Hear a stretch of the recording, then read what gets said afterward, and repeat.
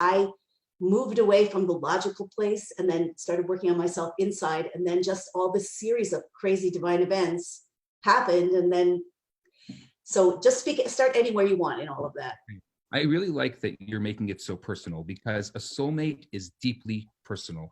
And the story and the process is such a deeply personal experience. And it's different for different people. So I'll give you an example, like just to start by dispelling the myth. The myth is that there's this soulmate, this idea that there's somebody out there for me. I was this weekend we were talking about it, and I'll talk about this guest speaker that we had this weekend, because I want to talk about a project that I'm working on with him later. But someone asked him, "Is there such a thing as soulmate?" And he looks at the person, and these are to university students, because we deal primarily with university students here, and he says to him in university language, "Your soulmate is FOMO." Meaning fear of missing out, that you have this myth inside of your head that you have this soulmate, and therefore whoever is actually here in front of you is not good enough for you, because there must be someone better. And we kind of create this story in our heads and in our hearts that maybe there's someone better out there for us. So a soulmate is as powerful to us as it is where we are on our level. So I'll talk about him. I'm working on this project with this psychologist in Jerusalem. His name is Dr. Asael Romanelli, and I'm going to quote him a few times throughout our conversation today, because I think that some of the stuff he does is so in touch with this Geula component and so in touch with the Hasidus component of what we're talking about. And he has great words to describe some of the concepts that we are so in touch with. And sometimes I think when it comes to these concepts, we have to look a little bit outside of ourselves and say, like, what's really going on? So he uses the word differentiation. Differentiation is the ability to be authentically myself while in a relationship with someone else. This ability that I have to be authentically myself. So often, and he says that the person we're going to attract to ourselves is not going to be more differentiated than we are. In other words, not more. Could you define it one more time? So differentiation is the ability to be authentically ourselves while being in a relationship with someone else. So that's two obviously two opposite poles. So you're saying that the research shows that wherever you are in your ability to be authentically yourself and to be in an intimate relationship will draw only someone else who's at that same level and not beyond. Exactly. So that must mean there must be at all times a bunch of different versions of your soulmate. Oh, interesting. Whoa. Depending on how soulful you are, depending on how differentiated you are, depending on how much work you've been able to do on yourself, you're going to attract someone who's done that same amount of work to themselves. Wow. Or on themselves. That's amazing. So what happens if two people, the logical question, what happens if two people are in a relationship or are married and one of them does work and the other one doesn't? Well, so one of the things that I think, and I've been realizing this more and more, is this emotional intimacy. He says intimacy is into me see. The ability to see into myself. And there's so many people, I see this with couples that I counsel where they're married 10, 15, 20 years, and all of a sudden they turn around and they realize that they were just roommates. They weren't really intimate. Geula is the ability to be intimate, which means, shalom, we call it shalom bayit. That's the term, which means peace in the home. And shalom bayit, we say, is one of the things that brings the geula. So peace in the home. If there's shalom, if there's peace, there must be war. So what's the war? The war between husband and wife? Or is the war between ourselves and ourselves? Is the war within both? Both, right? So differentiation is so important. It's the ability to first be able to understand, to say the thing, to understand who I am, and eventually, as much as I can understand myself, is how I'm going to be able to be intimate with my partner. Wow, which really speaks to my own experience, that actually withdrawing from the outside and going, making changes on the inside immediately change the outside. Do you find that that happens a lot? A Or lot. is my story like specifically, yeah? And Is it almost predictable that if somebody does deep work on themselves, they draw to them a relationship? I know that everybody says that they're unique and special, and your story is so unique and so special, but I'm sorry to say that it's the same story, different face. Oh, I'd love to hear that, actually, because when people write me, or I know people in the world know people in my life who are lonely, who have not been able to, to find that soulmate, so to speak, that good relationship. And sometimes I tell them my story, and I always feel like, is it going to work for them? Or was it a one-time thing? So speak to that. Talk about that from your point of view, and maybe if you have some more examples of times when that happened. And I guess it's not only soulmates. I guess it's everything in life. Every kind of it's and especially when it comes to relationships, because relationships are so fundamental to who we are. I mean, even Maslow put it in his hierarchy of needs. It's a basic need, the ability to have a relationship. And so often I think that we get into this rhythm, and it becomes very exterior. We live in this world where everything is on the outside. Everything is, what is it going to be? What's my image? How am I looking? Even right now, look, we're looking, people can see us in this video. Yeah. How do I look? Am I the right thing? I'm looking at myself in the video right now. Oh, do I look? Oh, it's you? You're thinking that too? Do I look good? Is my hat put on the right way? Oh my gosh, can everybody see all the terrible books that I have behind me? They're going to start judging me for the books that I have behind me. I don't know if they can see the titles. They're going to say, oh, why does the rabbi have that? Probably not. But are you really thinking that? Do you actually really think that? Well, can't we say the thing? Yes, I do think that, of course. Don't we Once all again, I thought it was just me. Yeah, no, I do. The ability to kind of call it out and say the thing, right? Isn't that powerful? That we can say it to whoever is here, I mean, even just to say it to each other. Yeah. That is what we're really thinking about. And the funny thing is the whole world is walking around thinking, what does everyone think of me? No one is actually thinking of you. No one really cares how you look, because they're just thinking about how they look in your eyes. Wow. It's all a giant mirror. We're all in these fake, it's almost like this, it's a real smoke and mirrors. It's a real, that's what they call in Hollywood. It's like this real fake world.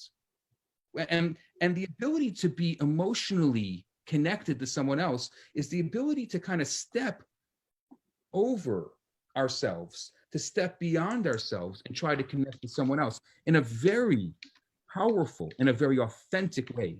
That's difficult. That's difficult. It means that I have to be somewhat in touch with myself in order to be able to connect with someone else. So if I spent so many years, I love the word in Hasidic philosophy, the word taiva, because taiva is a great example of our society.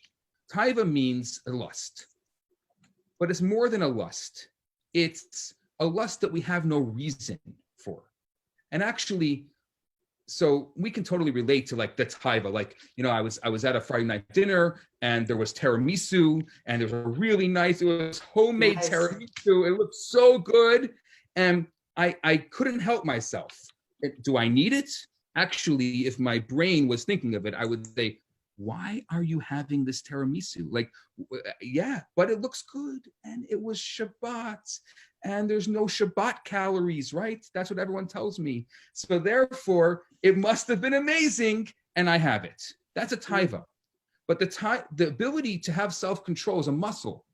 And if we don't exercise that muscle of self-control, we're not going to be able to have the self-control on other things in our lives. But what's incredible to me is that is why God created this world, according to Kabbalah, according to Hasidus.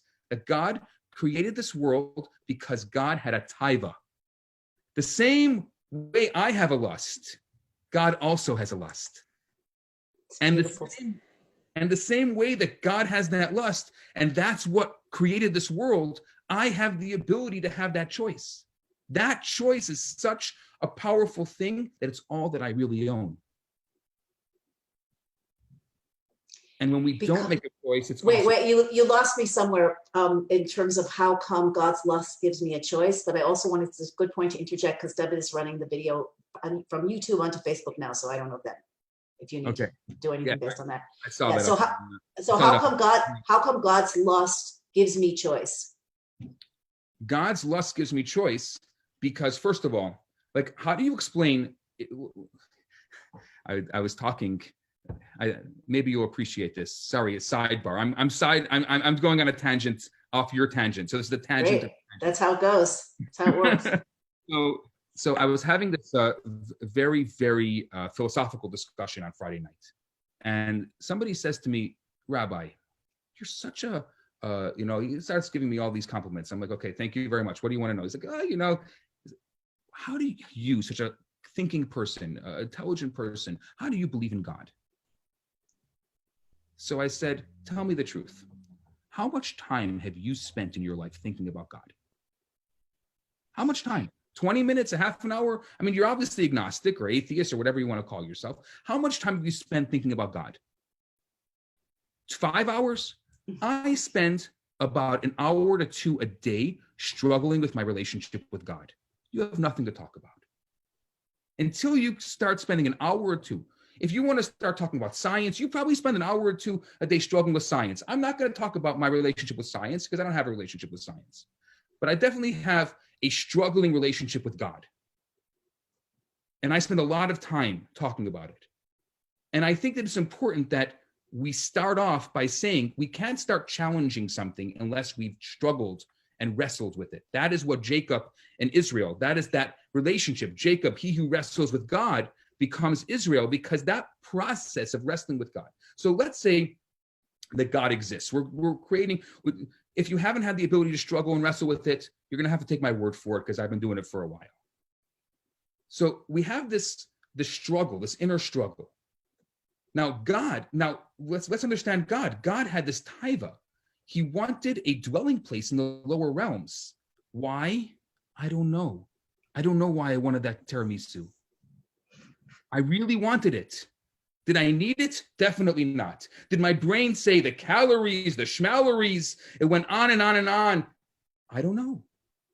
But that same, I cannot, unless I really love that tiramisu, and I'm just using the tiramisu as an allegory, but unless I can really understand that, and then you have that, so it's like, okay, sorry that I'm backtracking. So I was thinking to myself when the tiramisu was put in front of me, I'm going to have a little self-control because I'm a person of self-control, and I'm going to have a little piece. But Is this a true story? Yes, this really happened Friday night. Good. I have a little tiny piece of tiramisu. It was really good. And I'm like, okay, fine. I'm going to have another little piece of tiramisu. And then another little piece. Can I tell you I had more tiramisu than that one piece in front of me because of all the little pieces that I had. We all know this story. But if I can't understand that, and there's no brain in my heart, but my heart desired it. Well, in the anthropomorphic terms, that's how God desired this world. And I know that we're talking about some very deep ideas in a very peripheral way because we're talking about tiramisu, but I think that there's such a powerful experience. And if we can't experience that, then we can't experience the way that God desires this world and the way that God desires us to have choice in this world, which is the second part that you said that you didn't understand. Okay, that's great. So I just want to recap a little bit just to make, I mean, actually, I've never heard it described in terms of tiramisu. And it's truly it's great because it highlights the intensity, even if on a human level, that it overrides, it's super rational, it overrides all consciousness, all thinking. It's just coming from, I want, and from pleasure, the pleasure of getting what you want, right? It's also associated with that. Okay, yeah, so stage 2, the choice. Stage 2 is choice. God gave us one thing, and that's the ability to choose. No other creation besides us humans have the ability to choose. Now, if we don't make a choice, that's also a choice. There's passive choices and there's active choices. So that ability to choose is a very powerful thing. Sorry that there's getting, I don't know how to get rid of this, these sounds on my computer. It's a nice I sound. tried to close everything, but people Don't worry. It's fine. Okay. Don't worry about it. So God gave us the ability to choose. And that ability to choose, if it's understood that every choice also has another choice, there needs to be exact opposites in the world. Someone say, like, how can evil exist? Evil needs to exist for us to have true free choice. Free choice is not a metaphor. It's not an idea. It really exists. So if there's something extremely good in the world, there must be something to balance that out. As we say it in Hasidic terms, zelu umat zeh, there needs to be a counterpart to everything. And a counterpart needs to be equal on the scale. It needs to be, if there's something on this side, there needs to be something on this side. Right. Which almost nothing is in actual reality. Or maybe it's because for some reason in our world, we think that the world began the day we were born, the world will end the day we die, and while we're alive, we think the world only exists the way that we can see it. But while you're alive, there's a world that's out there that you can't see. And before you were born, there's also a world that you can't see. And after you're going to leave this world, there's also a world you can't see. So the fact that you exist in this world means that there's purpose, and it gets into a whole different conversation about purpose. If you want to go there, we can go there too. But how do you find two things that are, okay, continue talking about choice, because my understanding of choice is that, as you say, two things have to be exactly equal, but almost never are two things exactly equal. The potential for two things to be equal has to exist, which means in the world, there is something that's opposite to your choice. Maybe not in your world, maybe not. Oh, I see what you're saying. But it does exist in the world, because that's the way God created this world. This world is perfectly balanced. I mean, I can use extreme examples, but I think that everyone can use their own examples. Because the example I was thinking was a Holocaust example, so I don't want to use it. Good. Okay, so continue. So think about the ability for choice for a minute. The ability that we have to make a choice. When you make the choice, do you weigh the pros and cons? Well, sometimes we do. But what ends up happening is a lot of the stuff that we know inherently, we can't feel. How do we create that balance? And this is, I think, going to the next step of the Geula experience. There's this synthesis between mind and heart, where we can actually have shalom bayit, we can have peace in our own home when there's a synthesis between mind and heart. So right now, for example, as you're watching me and we're having this discussion, and same here, my mind is wandering. When you're talking, my mind is wandering. Maybe you're thinking about how to respond to me. Maybe you're thinking about the next question. Maybe you're looking at someone's question that they just asked you on your screen. So you're barely just kind of like trying to be the moderator. And I'm just kind of calling it out. Sorry that I'm focusing on you. You're the only one in front of me right now. I hope that's what I was focusing on, that the Facebook's not working. Yeah, exactly. In part. So imagine if there was no extraneous noise. There was nothing. There was nothing there. All there was the present, the moment, the ability to be in this moment. Nothing extraneous, nothing that's all the noise. You just kind of take it out, all the questions, everything. Just the ability to be in this moment. Your mind is still going to wander. Now, what if we can take this idea, let's say any idea, the idea of being in the moment, just taking out the future. There's nothing that existed before this moment. There's nothing that's going to exist after this moment. Just being in this moment. And then we start feeling it. I want to feel, what is it like to be in this moment? I have anxiety. I'm feeling anxious. That's a powerful moment. That's a powerful experience, because I just took an intellectual idea and brought it down into my heart. I don't have a brain in my heart. So once it reaches my heart, I'm going to have a really hard time trying to figure out how to intellectualize it. But that's not the point. The point is there should be a synthesis. We call it chachma bina da'at, that the idea of taking an idea and then making it into the practical, being able to really bring it into our being to the point where we can actually make it part of our emotions. But once it reaches our emotions, we have no idea what's going to happen. So in Dr. Romanelli's terms, I love how he says, let it land. Let it land. And that's from the world of improv. Because in improv, the most important thing is, besides the yes and, is first to let it land. Let what someone else is saying influence you. Become vulnerable a little bit. And so often in our lives, we don't allow influence. We have these very strong barriers that we put up between ourselves and the other person. Because or ourselves and ourselves. That's how I was first hearing it. Or ourselves and ourselves. Thank you for saying that. I wasn't even going to go that far, but we have these barriers because we're trying to protect that inner child in the Freud word, or that adaptive child. We're somehow in the state of protection instead of the state of vulnerability that allow us to grow and become better people. And this obviously started, if we're speaking about Geula, where I frequently look at the beginning of Gullus, which makes sense, the Eitz Hadas, it's the eating from the tree of knowledge.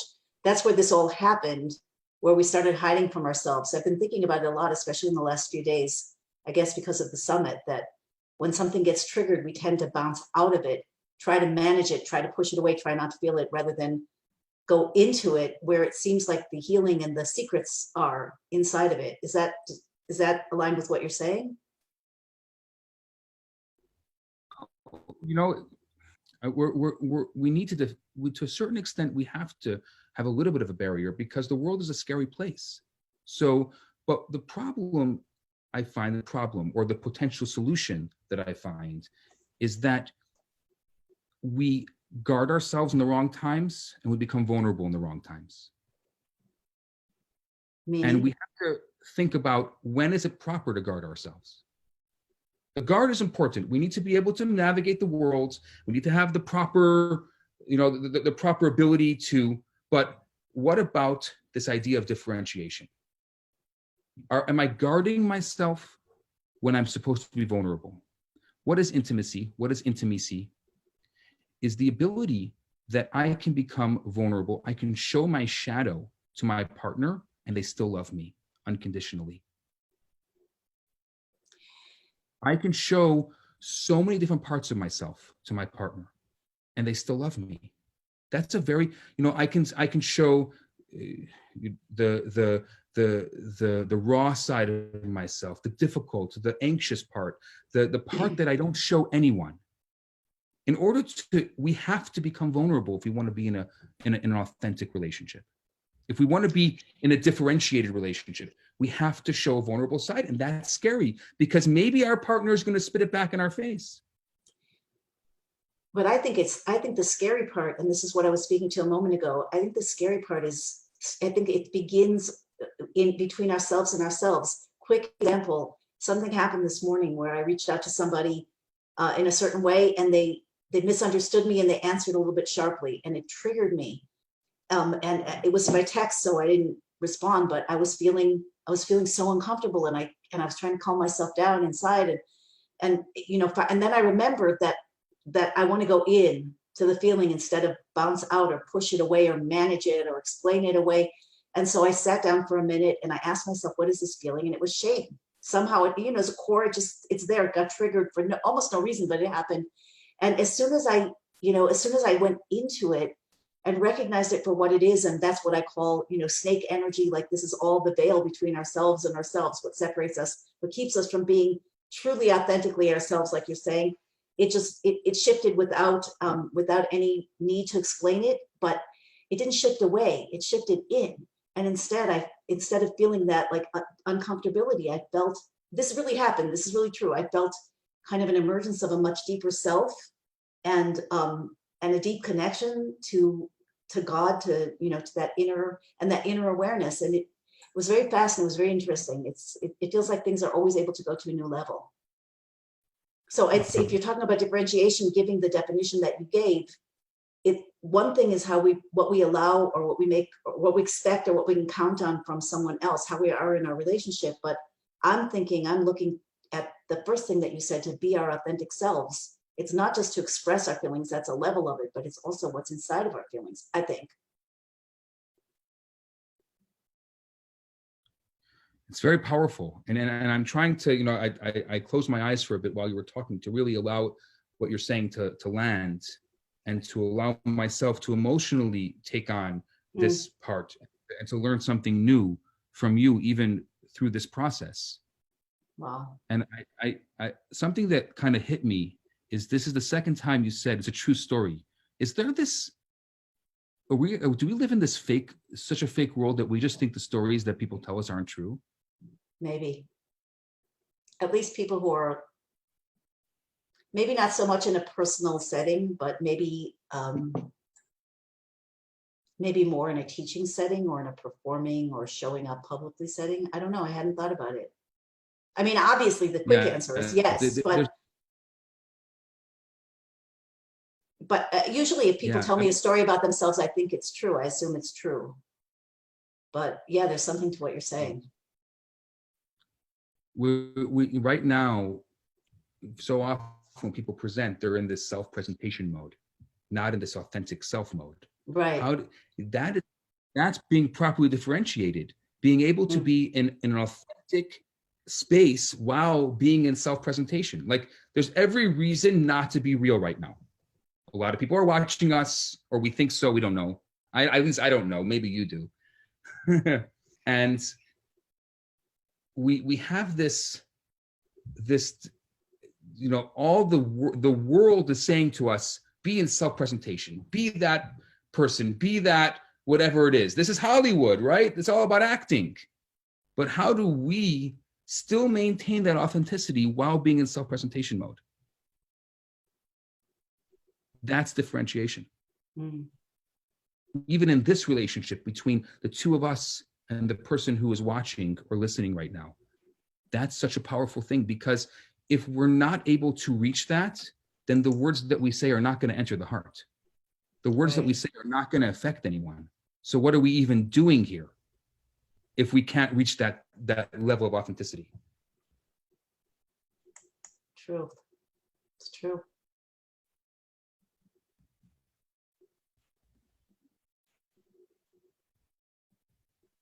I don't like being comfortable in this silent space. It's good. It's a good space to be in. Yeah, okay. So I can ask another question. I'm just letting it land. All right. So here you're describing, I interrupted with my own thoughts on the connection between self and self, but you're talking about very good thoughts. You're talking about a relationship. You're talking about choice. You're talking about about free choice between two things. Then you're talking about relationship between, I'm assuming, man and woman, or friend and friend, like a relationship with a partner. So how does that weave together, or where did you want to go with that? So going back to choice, so let's go maybe in something practical. So I see a lot of singles, because it's kind of become a little bit of my work. I never thought this was going to be so much of my work, but it has been. And I see that a lot of singles are blocked. They're just blocked for whatever reason. Maybe everything you need to be in a relationship is exactly the opposite of what you need to be a good dater. Maybe they're asking the wrong questions. Maybe they're not differentiated. Maybe they're looking for the wrong things. I mean, I'm not going to go. I can tell you from my experience all the things that I see, but there's a lot of things that singles are facing today, and especially since we live in a different world. We live in a world where you don't have to get married, where you're fine if you're alone. But in order to be in a differentiated state, in order to be in a state of choice, in order to be in a real state, you can't do that unless you can be able to get into a relationship with someone else and they can see your shadow. That is Geula. That is why we use, even at Sinai, we use the Sinai experience of the Jewish people getting the Torah as a relationship, as a marriage between God and the Jewish people. That we're the female in the relationship, and the traditional female, and God is the male. That's why we call God He, not because we're trying to be patriarchal. It's because we are in a relationship with God and God is our husband. And you're using I think I see you using this idea. Now I'm seeing the connection that you're saying, that to have a proper relationship with the Creator and fulfill the desire, his desire in us, is that we have to be ourselves and be able to be able to trust and show our shadow self to him. Or am I jumping? Show our shadow self first to someone else, because using our relationship as a metaphor with our relationship with God. We have to first, if we can't call out our failures, if we can't call out our, interesting. If we can't show our shadow self to someone else, how can we show it to God? Oh, people say, well, my relationship with God is a private situation. That's beautiful. Have your private relationship with God, but do you have a relationship with someone else that's also private? Do you have a significant other who knows that and still loves you, even though they know the parts of yourselves that are most vulnerable? What if the answer is no? That's hard. Then you're not in a relationship. Then you're just two people that kind of gliding through life together. What if that's the case? I wouldn't be surprised if 15 years later you come into my office and you're like, we have nothing in common. Of course you have nothing in common. You were never intimate. Maybe physically intimate, but not emotionally intimate. So it makes sense. You have all these couples that all of a sudden are having this realizations that they have nothing in common.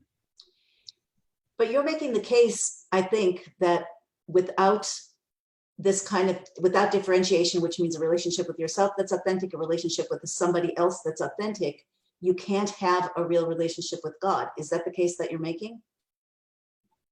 I don't know. I mean, it is the case that I'm making, but it's not my unique case. This is very, very much based in Hasidus and Kabbalah. This is the case that we make. This is why we use it as a metaphor. And I'm saying we have to stop using it. The same thing with the stories. Stop using them as metaphors and looking at them as real life. So then so my next question is then I understand more about why you would be in this, because it definitely fits with your belief system, your values, your learning. But what do you do as a person, as a counselor, when someone comes to you and says, I don't have anyone in my life?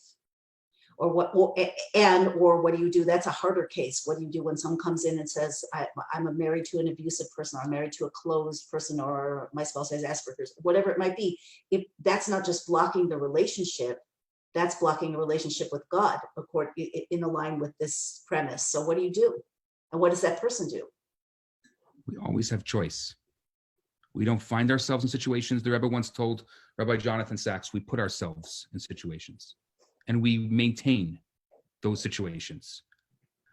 In order to be able to change, in order to have what we call second order change, most of what we do is first order change. In order to have second order change, we need to have more losses than gains. As long as we have more gains than losses, as long as we're in a relationship, let's say that's an abusive relationship, or a relationship that is self-serving, or we're with a narcissist, which is very common today. The people who are with those narcissists, they have more gains than losses. There's more reasons to be in the relationship than not to be in the relationship. And it could be so many things. And I'm not here to judge. I just want to call it out. I want to say the thing. No, we're looking at the template, but okay. I know I'm going to get questions. I don't mean to interrupt. Please hold your thought, but I know I'm going to get questions about this and I'm sure you do also. I hear from people who are suffering. Like, somebody's going to ask me, what if someone has a child that's born damaged, God forbid, does that mean that they are keeping themselves in the situation? Or if someone tried and didn't meet someone, they're keeping, let's bring it down all the way. Okay, so there's exceptions to every rule, obviously, and we have no choice but to generalize. I hate generalizing. I'd rather speak to a person, because every person is unique and every person is special and every situation is special and unique. So I don't want to start generalizing, but for the sake of this conversation, we have to generalize. So if there's a situation where there's someone that's born with a particular thing, obviously we're not talking about that. We're talking about a person who has more gains than losses and keeps themselves in a situation by choice or lack of choice, going back to our initial conversation, that will maintain that. And the reason why they're keeping themselves in that situation is because at this point, they have more gains than losses. And that's The only way, okay. the only way to create what we're going to call second order change is to have more losses than gains. And What's that's hard. first order change? What is first order change and what's second order change? First order change means we're making changes within our lives. I want to make a change. I'm going to the gym because I want to lose weight. That's a first order change. Okay. I see I lose weight. A second order change is changing the way I eat, changing the way my whole attitude towards weight loss. Changing. So more inner, more like the operating system. I mean, sorry. I'm using, yeah, sorry. I'm sorry that I'm interrupting you. I'm interrupting you. Depends on how you look at it. Right. From my side of the screen or your side of the screen.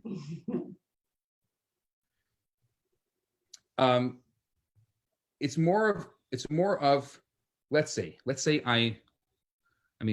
an extreme example, and I'm not here to start outing people, but I know they're already thinking like this, so I'm just going to say it. If you're in an abusive relationship and you can't leave, first order change is to try to go to a therapist and to try to figure out how to deal with your abusive relationship. But if it's with a narcissist and someone who is not going to change, second order change would be leaving that person. Now, leaving that person is going to come with a whole stream of issues and things that would be very complicated. And I understand that. I understand that. But don't come to me as a victim and start saying, oh, I'm a victim and look at me and oh, poor me, which is what often happens. And I'm not saying men or women. I'm not saying that this is more common in one, because I've seen them with both men and women. But the victim triangle, which is a whole different concept that we can talk about, when you triangulate and when you turn yourself into a victim, which is very common, it is a response, and that is a first order change. A second order change is saying, I'm not a victim, I'm in control, this is my life, and I'm going to do what is necessary. That's second order change. But there's no applause for second order change. No one's going to clap, no one's going to pat you on the back, no one's going to make you feel better. And that's why, amongst so many other things, there's so many more gains than losses to stay in the current situation that you're in. Why? This is a conversation I've never had before, so that's why I'm asking so many questions, to make sure I understand, and I'm sure other people might have the same questions.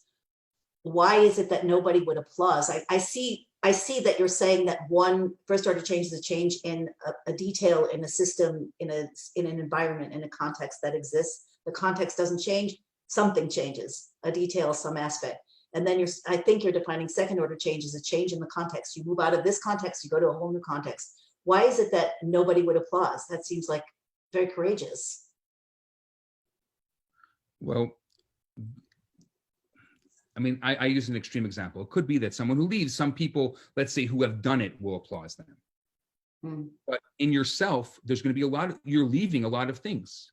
People who leave abusive relationships, especially relationships, and I'm sorry that we're using all these examples, and I hope that most people are not in such extreme situations. So I hope that we're able to synthesize this and apply it to our own situation, which is not quite as extreme. But it doesn't even have to be relationships. You're talking about the soul. You're talking about, I mean, we talked about this was called love relationships and the story of the soul. And this is exactly, and this relates, clearly it relates to Geula. It relates to the revelation of God's desire within our life and that relationship through all the other relationships.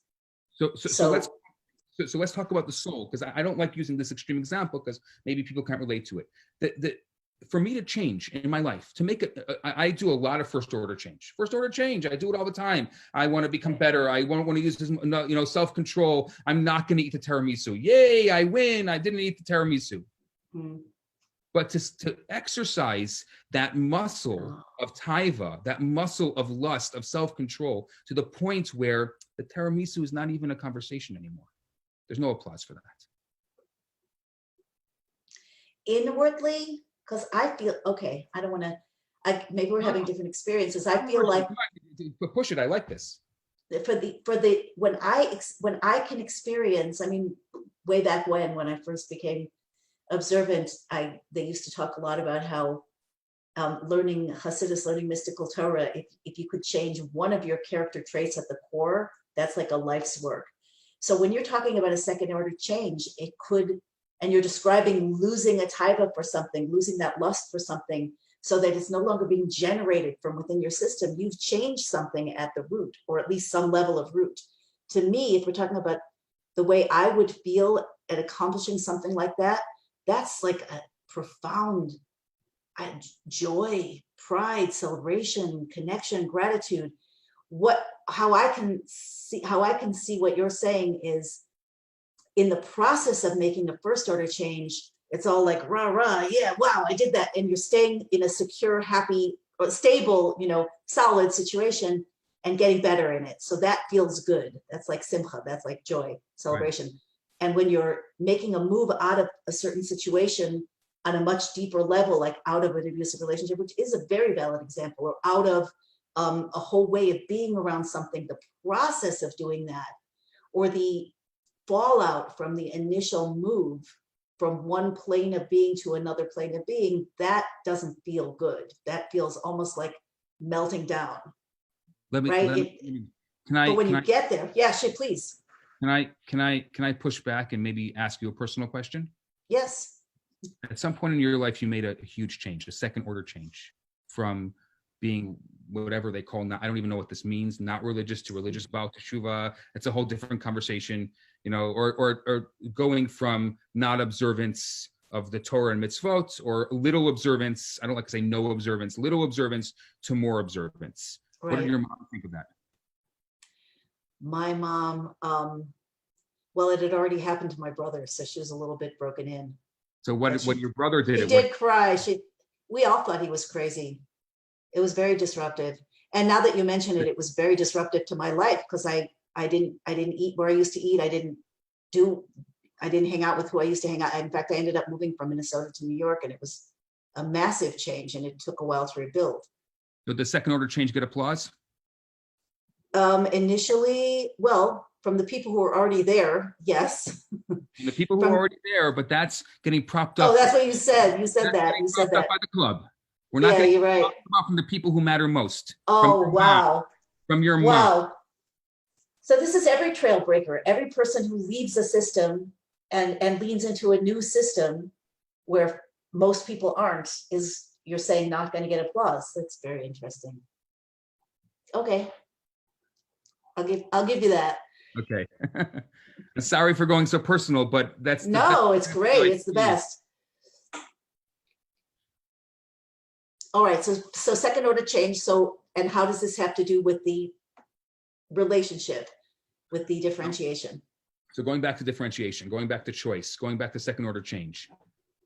I always say that you are the common denominator in all your failed relationships. It's the realization. I know it's hard for a lot of singles to hear that. If for singles to let that land, it's hard, because to take responsibility, it's so easy to say it's someone else's fault. Oh, that guy, that girl, that man, that woman, that person, oh my gosh. And I hear all the stories, and maybe they're right, but you are the common denominator in that story. You existed in that story, you existed in that story. And so often we have the same person, different face. And we keep on doing this. We keep on getting into these relationships and these cycles because we stay in first order change. We're not. So we have to, at some point, say, hold on a second. I am the common denominator in all my failed relationships. This is about me. What am I doing wrong? What can I do to change? And that's hard, because that's admitting that there's something wrong with me, and that I'm actually a person in this relationship. And it's not what we think about and what singles are generally looking for in their relationships are so outside of themselves. They're so about self-presentation. Everything's about self-presentation. I want this. I hear these laundry lists. I can't even tell you what people are looking for. And I want to just shake them a little bit and say, if you really knew what was important in a relationship, you wouldn't even ask half of these questions. So looking at that single and looking at that person and saying in myself, I have been doing this, let's say for singles who've been doing this for years. Some people have been dating people for years and years, and the same thing keeps on happening. Why am I attracting these kind of people to my life? Great question. Let it land. Why am I attracting these kind of people to my life? Don't ask it for an answer. Ask it for an inner answer. Why am I attracting these kinds of people into my life? Why does this keep happening to me? Is there something about me that this is happening to me? Instead of guarding yourself, instead of protecting yourself, become vulnerable with yourself for a moment. And you're asking it like a question, not like a judgment. Because usually if you say, why is this happening to me? The brain will come up with a lot of reasons. You're this, you're that, you're not that. All the defense mechanisms come in. Right. And that's where we are, first order change, not second order change. We keep on getting all the defense mechanisms. Oh, by the way, we love ourselves, and no one will love ourselves more than we love ourselves, not even our moms. Maybe our moms. So it's hard. It's hard to become vulnerable with ourselves, but that's Geula. And then how that is second order change, because you're changing the structure of the core structure of the way that you view yourself and you view relationships. What do you think? I think, yes, I'm just asking in your model. I think absolutely. I think when you drop into a different, deeper belief or a deeper way of looking at things, if it's significant, it flips things around. It always reorganizes everything. So that has to be second order. Wow. So one of the listeners asked a question, which I also have, and that is, what if a person doesn't come to it? What if somebody comes to you and they're like, and let's say they're, I don't know, they could be young. Probably a lot of people come to you or college students, but let's say they're not. Let's say it's a mother of a college student or something who, or somebody, 50, 60, whatever, 40, who doesn't have a relationship, who has been yearning for such a long time, hasn't found anybody. What would you say in this context? We'd have to start the process. Do you have more gains than losses? In not having a relationship? Yeah. People who are single become very comfortable in their own space. And they're singles, especially singles who are been single for a long time, they become very comfortable in that space. Sometimes I have to say to the singles, I want you to clear out half of your closet. I want you to sleep on one side of your bed. I want you to sit at one chair at your table. I want you to feel like there's something missing in your life. As long as you are full of yourself, there's no space for someone else. And how often do you have this situation? How often do you have this particular conversation? Maybe 4 times a day. Okay, I'm going to boldly ask you, how often, what percentage of the time, if people actually follow your advice, do you find that they meet somebody that they would like to spend their lives with?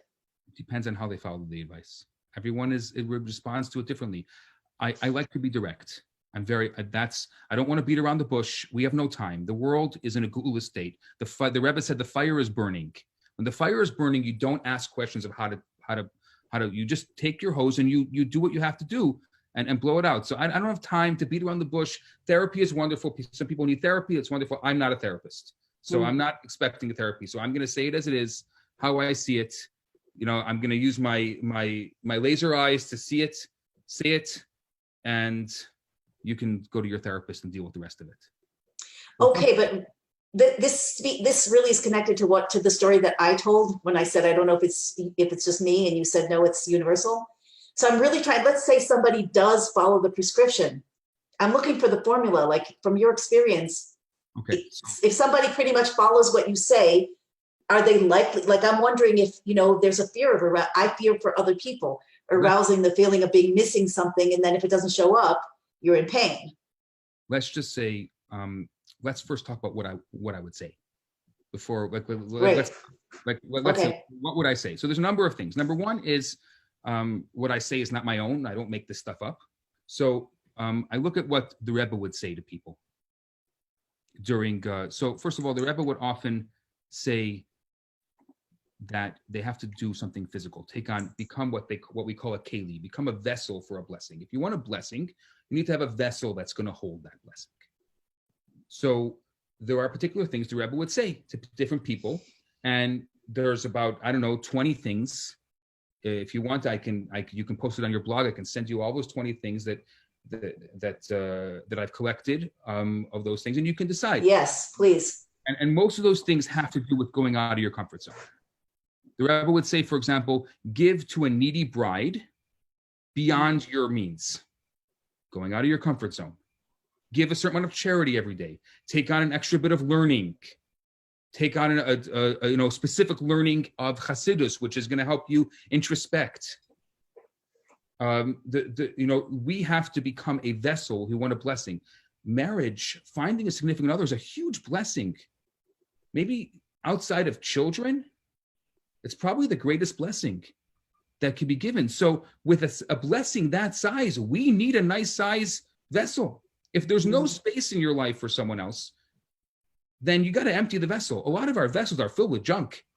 Sometimes you got to empty the vessel to create the space for someone else. And part of that is creating the keli, creating that vessel to be able to get the blessing. I'm just giving you a couple of examples. So the first thing I would say to someone is you need to make a physical vessel, and there are specific things you can do to make that physical vessel. The next thing is you have to make an emotional vessel. And the third thing is you have to make sure that you know what you're looking for. There's a John and Julie Gottman, they do a lot of research. He's a scientist, she's a psychotherapist, and they do a lot of research on relationships. They've written a number of books. I love their books and I love their research. And one of the things they recently came out with in one of their studies is that they believe that if you're 35 and not married, there's 4 people that you could have dated in your life, that you dated in your life that you could have married. And that just shocked me, because that means that there's a lot of people who are meeting the right people, but they have no idea what they're looking at. Or the right people don't know they're looking at what they're looking at. Exactly. Thank you. Wow. But again, we only attract people who are on the same level of differentiation as us. So we're going to have to I'm putting it back on the person who's looking at themselves. And do you find that this applies regardless of physical appearance, or, obviously somebody who's very beautiful is going to attract more interest than someone who's not, someone who's wealthy, someone who's smart? What's your actual experience? Not about Mr. Right. It's about Mr. Right for me. It doesn't matter how attractive you are. It doesn't matter how much electromagnetic energy you're able to dispel to the world. Sometimes people are very attractive. They're giving out too much to the world and not enough to themselves. So true. So true. Wow, so this is really a fractal paradigm for all redemption of self and for all relationship with God. That's what I'm hearing. And I'm thinking, I'm sure you would confirm this, that work. It's interesting because I did an interview last week with somebody who was talking about who's done work on Mazel, on the idea of Mazel being the spiritual source of the soul flowing down into the life. And he made a massive transformation. He lost 120 pounds, but not by trying to lose weight, but he engaged in understanding everything about the issue, and he had a total life transformation. He changed his personality. He got married to a wonderful, wonderful woman. And so many things are different. And he said something I've been thinking of the entire week, and that is when you change your identity, you change your mazel. So I think that's really what, in other words, what you're saying. When you change your identity. What? Sorry? Second order change. Yeah, change your identity. Change your mazel. I love that. Amazing. And that's really what we're here to do. This is fundamentally a conversation about personal geula. Geula meaning a liberation from the confines of the false identity, the gullus self, the judge, the eitz hadas, all of that tree of knowledge of good and evil, all of that stuff that's superimposed upon ourselves, that's keeping us from being ourselves. Which goes back to what you said in the beginning, the more you can be the authentic self, the more you can be in a relationship. Wow, it's really intense. So did you want to add more to that, or can I ask you a different question? Whatever you want. We can add more, or we can go on a different topic. I'm here for you. I love the way you're going with flow. Okay, so you said in the beginning, So I have received this point. I'm sure the listeners have too. It's very, very powerful, very profound, very clear, and very practical also. So to anybody who's looking to change a relationship, to be in a relationship on any level, then obviously, or anything else in your life, change your identity. We could talk about how to change the identity. You mentioned some specific things, and maybe we should do that. But I also want to ask you. So you said in the beginning that that there's people are deceived by believing that there's a soulmate. But I want to take it from another perspective and ask you what you think of this, because I would propose that there are many soulmates. Define soulmate. I would define soulmate as somebody who's here to help you to do this process, whether overtly or covertly, whether by supporting you or whether by confronting you. But I think also there's soulmates, not just in marriage and not just in significant other. I think we have specific relationships, which could be sibling, which could be parents, which could be children, which could be friends, that are different than the ordinary, that have a, sometimes we have a special attraction to somebody, a special repulsion with somebody. Would you call that soulmate? Like, how could you speak to that whole soulmate thing from that perspective? There's so many different ways that we can go into this. So Okay. soulmate, or any, I was recently looking at a piece of Hasidus, and there was like an alluded to idea, and that alluded to idea was that that we choose our parents. And that so many people say, oh, I didn't choose to be here. And we believe that you did choose. Your soul chose to come into this world. Right. So your soul chose to come to these parents at this time in this place. And so part of that personal geula is also coming through with that inner child and dealing with all of those issues and all of the emotional issues and all of the physical issues and all of the mental issues and all of these things. I mean, well before you're trying to find the soulmate, you already have a soulmate. I often, people ask me, how do you know this person's gonna be good for me? And I say, you have to first look at the person who you're dating and see what the relationship is with the people they have to be around. Mm-hmm. The relationship with their friends is not that important, but the relationship with the people they have to be around, that's really important. Wow, that's powerful. What kind of child are they? What kind of, if it's a second marriage and they have children, what kind of parent are they? What kind of person are they with the people they have to be around? That's going to give you an idea of what kind of husband or wife they'll be. Your soulmate is a person who can see your shadow, who you can be vulnerable enough to let them see your shadow, and they will help you grow and become a better person. We have this word that we use for soulmate, ezer kenegdo, this helpmate against us. It's really someone who's going to be able to see us and help us grow. And I think, and I've been talking a lot about this with my colleague, Rabbi Yeshua Berkowitz, who's here with me. We talk a lot about this kind of stuff. And he said something very powerful to me.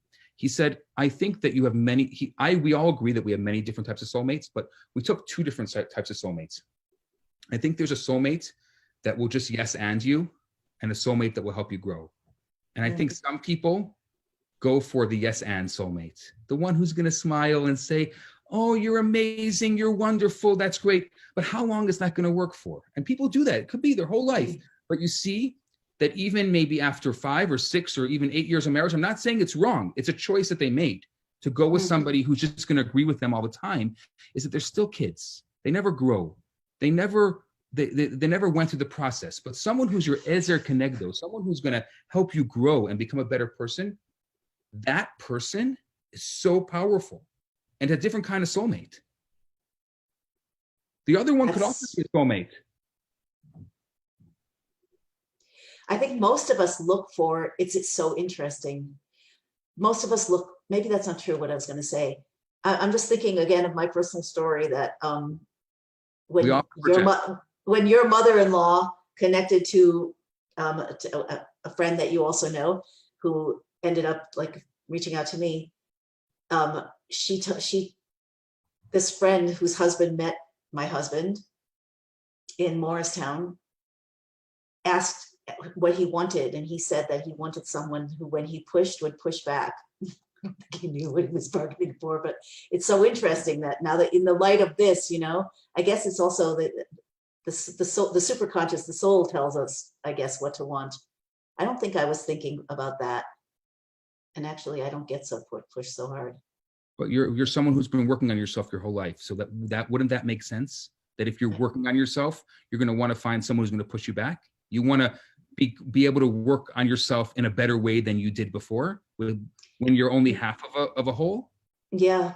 Yes, except also my husband is extremely supportive. Like he's very accepting. Like from the beginning, he was accepting. Well, you don't of the darker side, which is find also someone very healing. You don't want to find someone who's going to be your connect connect, someone who's going to right. You want someone who's going to love you, who's going to love you for who you are, who's going to love you and challenge you because they love you. Wow. This is so beautiful. So, wow. So this is a process that, can you do this meanwhile? Obviously, if a person's not with somebody else, then they do need to do this, not in the presence of a significant other, but in the spirit or in the anticipation or so that's the soul of the other, even if it's not yet in your life in a body, is moving you already toward that process of self-rectification and self-liberation, which is Geula. Yes? That's right. And would you? But it's not going to happen in a minute. It's not going to happen from a 2-hour or an hour conversation that you're watching online. It's a lot of self. I mean, it's easy to talk, right? It's easier said than done. But that process is a very, very profound, difficult process of meeting yourself. Yeah, it seems like it takes. Well, I was going to say it takes a lifetime, but it's not really true. Like at some point, it's enough.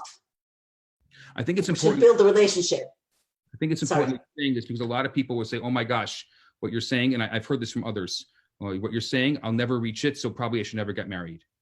I've heard that from people, and the answer is no. At some point, you're going to realize that now I'm ready. If you start working on it and you start meeting yourself, saying the thing, letting it land, allowing yourself to be vulnerable, first with yourself, maybe with someone else, maybe find a mentor or someone you can speak to. A lot of therapy uses our self-presentation, doesn't allow us to be our authentic self. We think therapy does. And I'm not saying anything against therapy. Therapy is very important. It depends on the therapy. But some therapists don't. Find a therapist or a mentor or someone you can speak to who will allow you to be your authentic self, who you can lean on, who you can actually become vulnerable with. This is unbelievable. This is so. You're bringing up so many memories. So when I moved from New York back to Minnesota, before I knew that I would meet my husband, and I gave up on meeting anybody, so to speak. I gave up on staying where I didn't want to be to meet somebody. I started going. I went to this like magnificent, amazing therapist who passed away not that long after I started. I maybe had 6 or 8 sessions with him, and he cut right through the story, right to the center, like in such a beautiful way. Second order change without a doubt. And there were a few other things that I did at the same time, and it didn't. And I guess you do the process for yourself until you have space, until you have enough freedom from your junk or your story, your identity, that you are ready to meet somebody that is going to be on the level that will allow you to grow together. You keep going into your authentic self and differentiating and supporting and rubbing up against. And that's where, and the change doesn't stop, but that level of change, yeah, so interesting. It did not take very long at all. I was there it was a number of months before I had to leave again because I got married. Usually is a number of months. Wow. A number of months, not a number of years, a number of months. And I always say to the singles, you're being so selfish by not doing it because there's somebody wonderful out there waiting for you. They're waiting for you to do this. They're waiting for you to be a better person. And you're just being selfish by constantly being in your old thing. You're doing the same thing all over again, expecting different results. They call that insanity. Go ahead. No, sorry. I say to this a lot of singles, you're constantly, you're being selfish by, there's someone waiting for you. There's someone incredible out there. So when you work with people, do you work with people when you have your, I forgot the name of it, jmontreal.com, which I'd like you to speak to very shortly. But when you work with people, when people come to you, obviously you do some kind of counseling. Do you have classes that people could go to? Because I'm thinking that, well, as we've said, it has to be that this process works in the same way, in a parallel way, no matter what it is that you feel like you're a victim of, like whether it would be money or whether it would be fitness or, any ordinary situation, any other than the extreme exception, as you've said. Do you have a process that people could work with in that way? And why is it like I ended up in this process? I think God pulled me into this process and it just was orchestrated for me. But if people can actually, do you think it would take months for people to go from a victim of poverty to successfully attracting new circumstances or anything like that? Or have you not thought about it? I don't like to generalize, especially when it comes to these kind of things. So I have a lot of people who come to me, and I have been able to take people through that process. I'm not a therapist, so I don't use therapy techniques. I use Hasidus techniques, Kabbalah techniques. I don't know therapy. Maybe I've picked up different things, called like pseudo-psychology or, but the answer is yes, it can be done. But also I see a lot of people who will come to me and they're not ready for it, and that's okay. And I just call out and say, you're just not ready, but it's okay. It's okay. Right. You're still an okay person, but there's no space in your life for someone else now, and that's okay.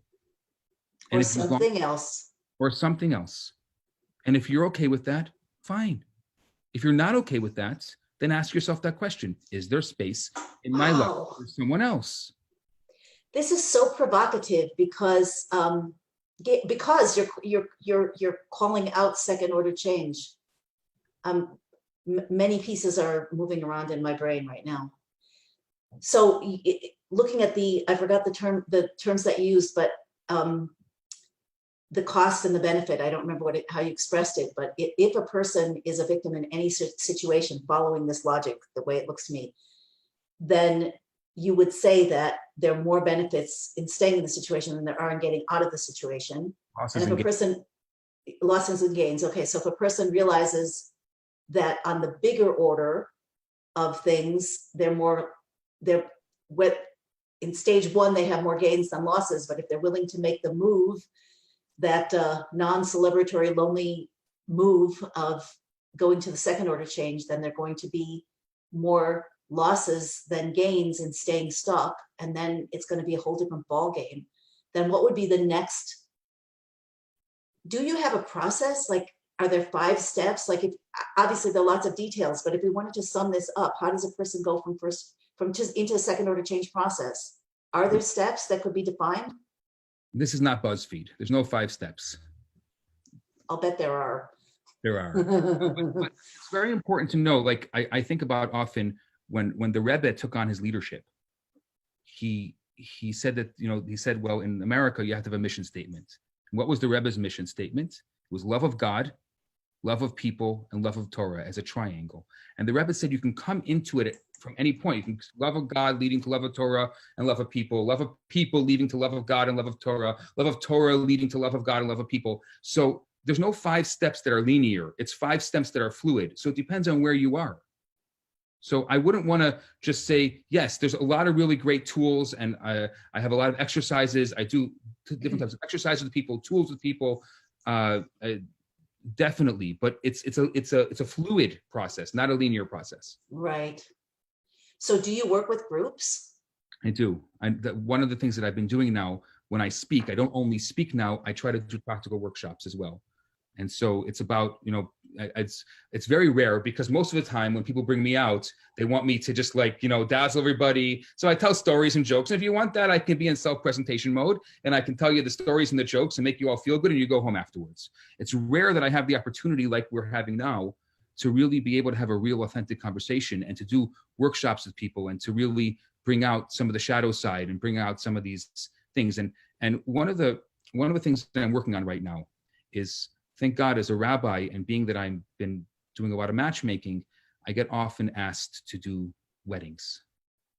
And I was standing under the chuppah a couple years ago, and I had the glass of wine in my hand under the chuppah, and I was about to make the blessing. And I looked at this beautiful couple in front of me at their chuppah on their wedding day, and I said to myself, what did I do to be able to make this blessing? I am now blessing this union, and I did nothing for this couple to bless this union. What gives me as a rabbi, because I studied and I became ordained, what gives me the right to bless this union? And at that moment, I decided that every single couple that comes to me, I am going to do everything in my power to give them the tools, at least a toolbox. Wow. I went around and I said, there must be, I can't believe I'm the first person to think of this. There must be a toolbox. There must be, someone must have made a premarital program. I looked in, I hate to use these labels. I think labels are for shirts, not for people. I went in the Orthodox world. I went in the conservative world and the Reform. There is no Jewish program. Nothing for rabbis, nothing. So right now I've taken on this challenge. I started with my own couples, and I'm working together with this Dr. Asa Romanelli in Jerusalem. He's an amazing person. I think you should have him on your show sometime. WhatsApp me his information. He has a podcast called Potential State, where he has 75 different, and I think it's imperative for everyone to listen to his stuff. His stuff is unbelievable. I've never met anyone like him. He speaks the truth. And Can you spell his name so people could look him up? Sure, Dr. Asael, Assael Romanelli, which is Romanelli, Romanelli. He lives in Jerusalem. He has his podcast is called Potential State. It's on iTunes, the Apple Podcasts and Spotify and Stitcher and all those wonderful things. And I would say to people, start from the beginning. He has 75 episodes now. Start from the beginning and go through. A lot of the stuff I spoke about here are fundamentals that I took from his work. And it's really allowed me to understand a lot of these very deep Hasidus and Kabbalah concepts in a very practical way. And so he and I are now working on this project for rabbis to be able to become certified, to have some tools that they can actually meet with a couple 3 or 4 or 5 or 6 times. So when they stand under that chuppah, they can actually say, this couple deserves my blessing because I've done everything in my power to set them up for a long-lasting and happy relationship. Wow. A lot of things are going through me. I'm feeling this in my heart. So the other thing that I don't know if I want to say stuck, but I'm very focused on is what you've introduced here. And I don't think you're quite looking at it the same way I am yet. I'm going to try, see if I can make that happen, because it's very, very exciting. Not just for, I know you're busy, so I'm not trying, I know you're super busy. I'm not trying to make you more busy. But if you have a process that can be used in groups, that is for people who are ready, as a catalyst for what I would call, in the jargon, quantum change, second order change. We already defined it, second order change. Then it seems like it should be, I don't want to say standardized, because you're saying you can't standardize it, but truthfully, if you can do something in a group, it is standardized to a degree.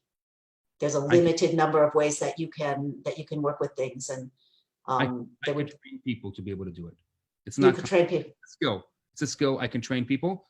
The same way I can train people to be matchmakers. It's not a talent. It's a skill. I can train them to do this as well. Doesn't it take a certain personality that's willing to be blunt and not sidetracked, and that can discern between where, in different states of where a person is at? First of all, if they're ready, and if they're not ready, and second of all, where to take them. I would say the person who can do this is someone who's able to one down themselves, who's able to become vulnerable like this. Like you and I having this time here, you becoming vulnerable to your listeners and your viewers here. That is the ability. The ability that you have to one down yourself and become vulnerable is a very powerful ability. One down means being vulnerable? I'm not familiar with the terms. There's the term one-upping, like where you Oh. become more grandiose, and I'm saying one down, like where you're able to say, like, this is what I've done, this is the work that I've done, and I'm coming to you from my experience, and because this is something I've been working on my whole life. Right. I've been battling my relationship with God my whole life. Now I can talk about God. And victimhood. And victimhood.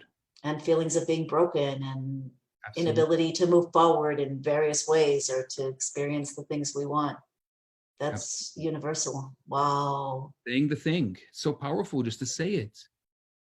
Just to be able to put it out there and say it. It's such a powerful experience.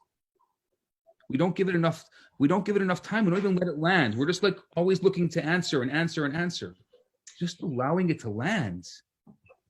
Yeah, I had a panel discussion with three women who are energy healers, who I know all of them quite well personally, and they're all super, forgive the term, but let's say evolved human beings. They all work on themselves in very significant ways, and whatever they offer, comes from having experience and having to break through. So one of the things that came out in that conversation was about, I started calling the negative limitations of the identity, the reactivity, the hiding, the self-judgment, the projection, all of that. It's just call it snake energy. It helps me to identify what's real and what's not real. Okay, so snake energy is the raw material for Mashiach energy, without a doubt. But what is being called out in that what you're saying now is, I think, one of the key reasons why we can't one down ourselves, why we can't expose ourselves, why we can't be vulnerable. Expose has a little bit of a bad buzz, but we can't be vulnerable, is because we think it's just us. Like, this is part of the craftiness of the snake energy. It's like, don't show anybody, nobody else, they don't let them know, but it's really, there's one snake, and it's just got got tentacles, and one's in here and one's in there and one's in there and one's in there, and it becomes personalized. It becomes justified by our situation and by the way we brought up, and the things we struggle with, and so we have to keep it secret. And I feel like knowing that it's our greatest actual potential power, like a superpower, it can really make a difference. It's really also, I'm just thinking, one of the opinions about the Chet Eitz Hadas, about that it was the snake, right? Right. The fruit. So if we eat it is snake. It's the snake energy. Yeah. So for people who don't understand, who don't know the reference, there are different opinions. It was not an apple that Adam and Eve ate, that's for sure. It was their different opinions on which of the 7 species, special produce of Eretz Yisrael, fruits and of the land of Israel. But there's an opinion that it was the snake.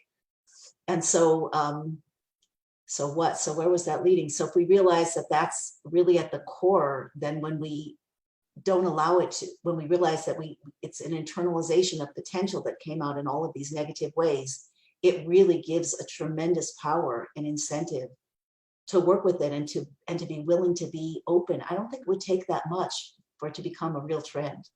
I hope so. I mean, that is what Mashiach is. That is what Geula is that ability to be vulnerable and to be open, to tap into what we call in Kabbalah that feminine part of ourselves. Wow. One downing is feminine. So the rise of the feminine principle isn't about dominating. It's about opening, yes, and sharing and allowing and inviting and trusting and being the receiver. Being the receiver. Wow. I have to go in a few minutes, so I feel bad. I know this is no. It's great.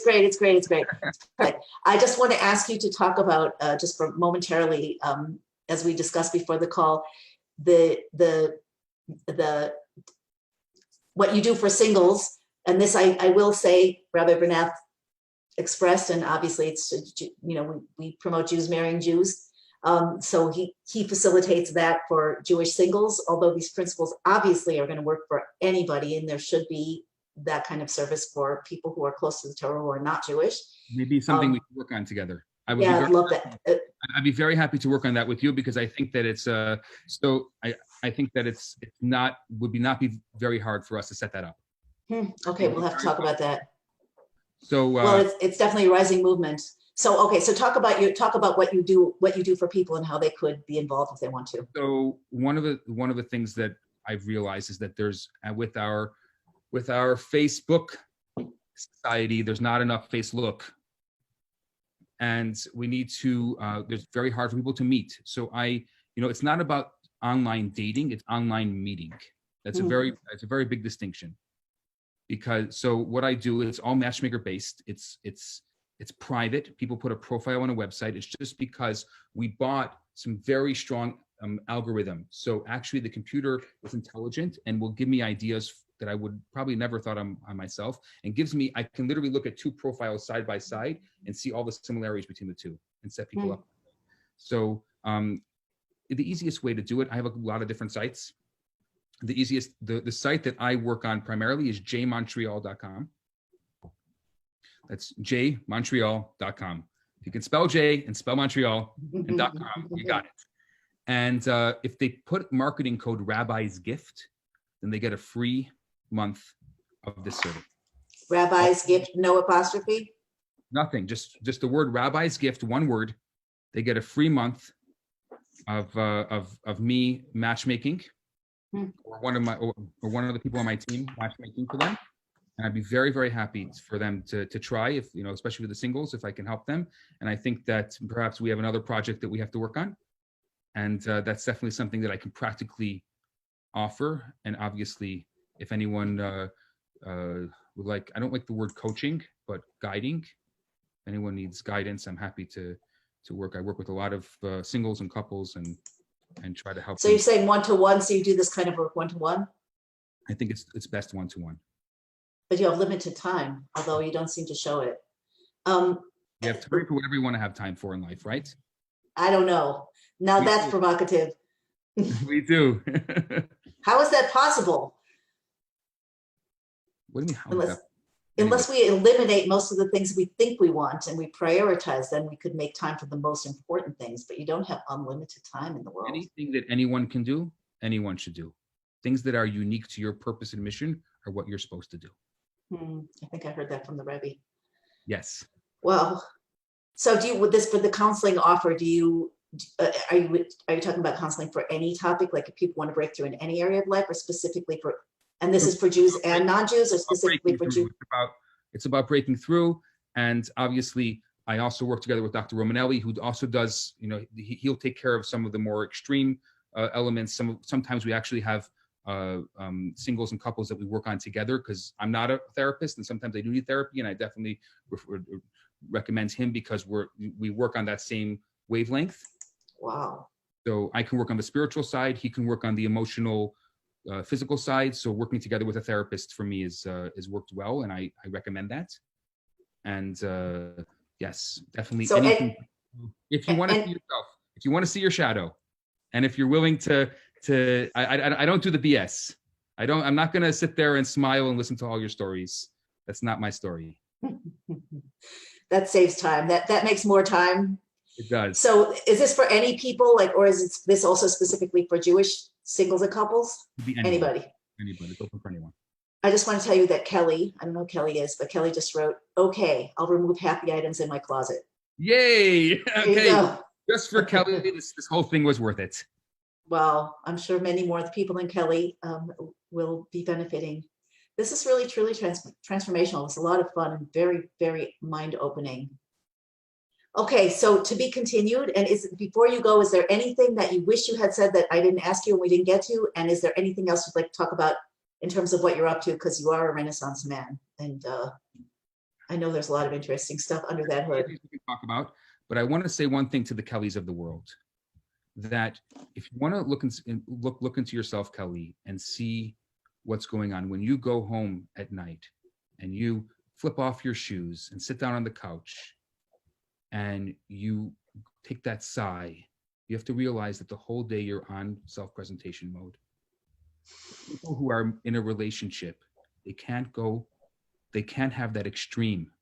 They can't go home at night to nobody and take off their shoes and make that sigh, because they have to go home to someone who faces them, who knows them, who has that deep, deep relationship with them, that emotional relationship, that intimacy They can't just have that extreme. And singles who have that way, they can be on real self-presentation mode the whole day because they know they go home and no one will see it.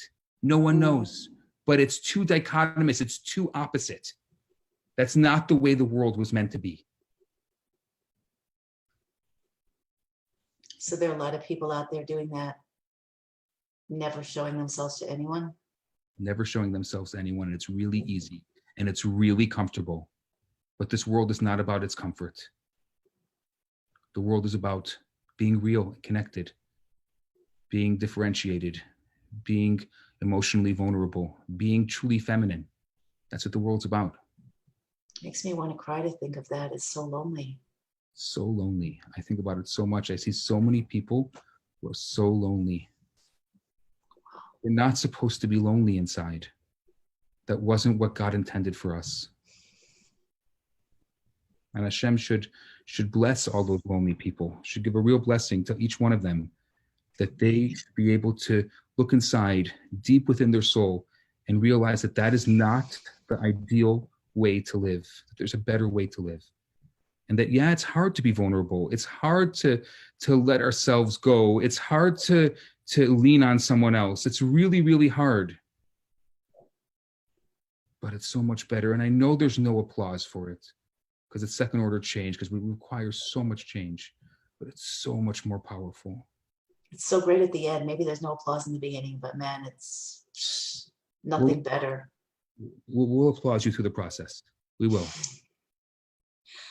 And that really is what the Geula Summit is about. And this was wonderful, really wonderful. Thank you so much.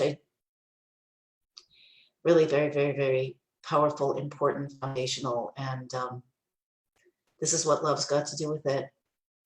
And this is awakening Geula.